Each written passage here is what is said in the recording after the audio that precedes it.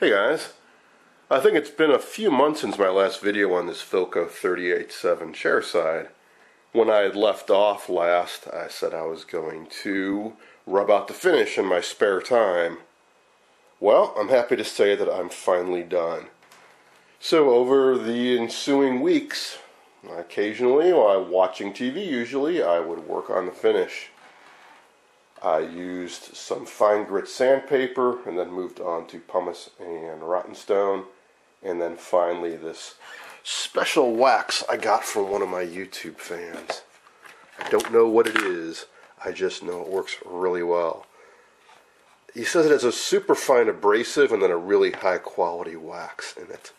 So it both does a nice job of doing a final rub out on the finish and leaves a nice coat of wax. And here is the result. So it's not beeswax, which tends to be a little sticky because it's kind of a softer wax. Might be carnauba, might be paraffin, don't really know. I'll have to ask him though, because once I run out of this stuff I'm really going to miss it. And I'd like to get more if it's even still made. Alright, so after doing that, I just did a little test fit of the old grill cloth. Now, it's not in the greatest condition, but for now, I think I'll just go with it.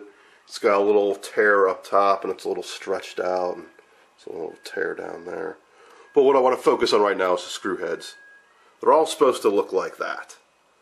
But as you can see, 3 of them have lost their coating. So I'm going to pop these screws back out, do a little cleaning and light sanding on those heads, and then spray on some new brown enamel.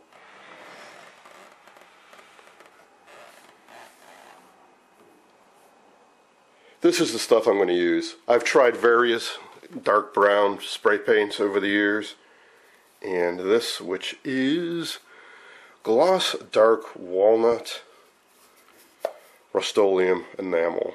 I found this to be the closest to the original color. So shake this up really good and give those screw heads a coat. This does have quite a long setup time, as I recall.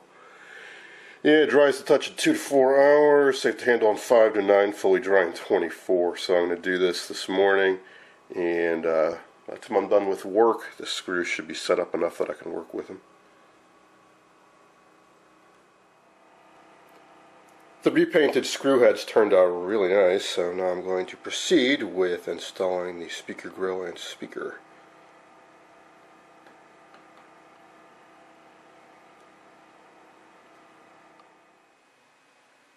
I just did a dry run of fitting the chassis back into the cabinet with the rubber spacers and all that good stuff. And when I screwed this board down and checked the bezel against the top of the cabinet, I found that it was off a bit. So I ended up determining that I would indeed need to carve out part of the support board just like the original was. Well, it turned out to not be that tough because this is plywood. So I simply went down 1 or 2 layers of the ply and used a chisel and split it out. And it came out pretty well. I scored it along here first and go deep enough in some spots, a little bit of tearing, but who cares, because this is not going to be visible by anybody anyways. So hopefully this will do the trick and everything will be level when I put it back together now.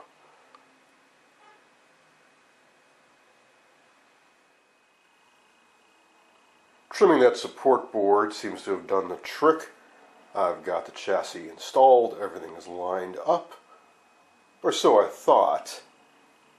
I think I actually did too good a job of lining things up, because check out this bezel.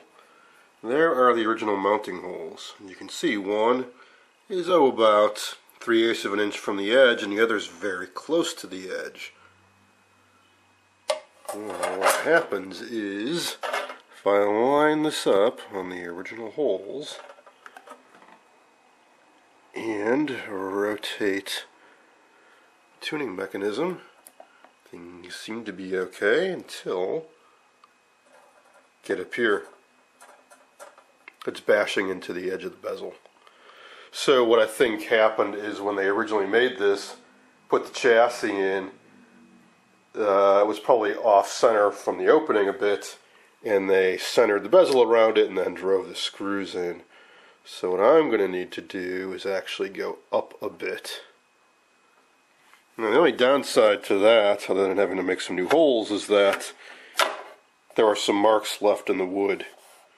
They're just too deep, couldn't get them out. Probably from when people cleaned this brass or something, or the brass somehow discolored the wood. So that will become slightly visible, something like that. Not the end of the world. Now as for this bezel, I wasn't really planning on polishing it up at first, because sometimes these were painted or they intentionally put a darkening chemical on it. But when I started cleaning this, it seemed like it was just a bunch of dirt and grime over pure brass, untreated. So I just cleaned it up, put a little bit of polish on it, and it came out like this. So that's what I'm going to go with. So, last little thing to do is to line this up so I'm happy with it and it doesn't scrape, and then drive a couple screws in. And as you can see, I got the other 3 knobs installed, all nice and polished up. And then there's a thing that goes around in here. I got to take these knobs off. It attaches on these holes down here. Here it is. It's a piece of metal with a gap in it and felt on the other side, and that slips in down around in there. Fills in the gap between the outer bezel and the inner dial, and it rotates around as you tune the radio. I found it's a lot easier to install that outer piece if you take the dial cover off. So I've got it on there, held in place by some decorative screws. So it travels around, and I guess that felt keeps dust and debris from falling inside. Now I can reinstall that. And I drilled some small holes just up a little bit higher than the originals. So I think just about all done. Oh, and then of course the knobs need to get reinstalled. Well, after a little more trial and error with this outer piece on, it turns out that I can use the original hole down here, so you don't see those marks. I just needed to move the upper one over to the left a little bit. So it had been kind of like that, and here's where it was rubbing. So if I can just keep that one pivot point the same, and move this over to the left a little bit, right about like so, I'm fine.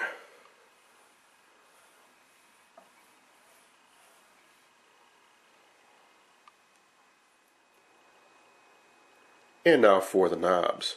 You may recall this large flat knob originally had some type of grippy substance around that inner edge there. Well, it had mostly worn away, so I needed to replace it with something. It had been suggested an O-ring might work well, but I just didn't have one of the right size, so I simply put a bead of RTV silicone around it, and that works out just fine. So that gives you a more accurate way of tuning. It grips this knurled edge around here and provides like a gear reduction action.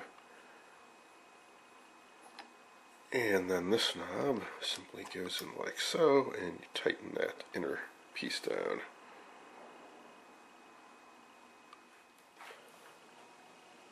Finally, here it is all back together.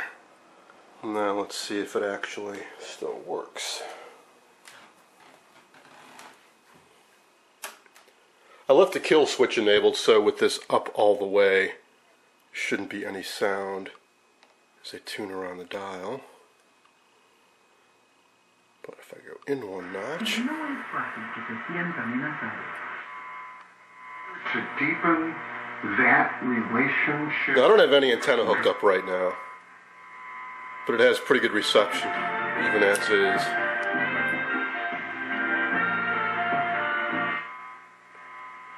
And as usual, things are a little noisy around here from all the electronics. You can hear that background noise. That's just the way it goes.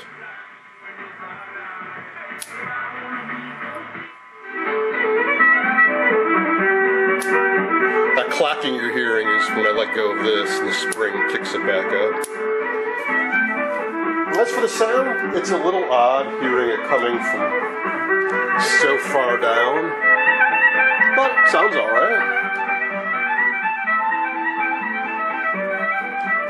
And if all goes well, I should be having a new Danish modern vintagey looking sofa delivered tomorrow, and I'll slide this right next to it when it arrives. So I hope you enjoyed this very lengthy, drawn out restoration series on a Philco 38-7 chairside.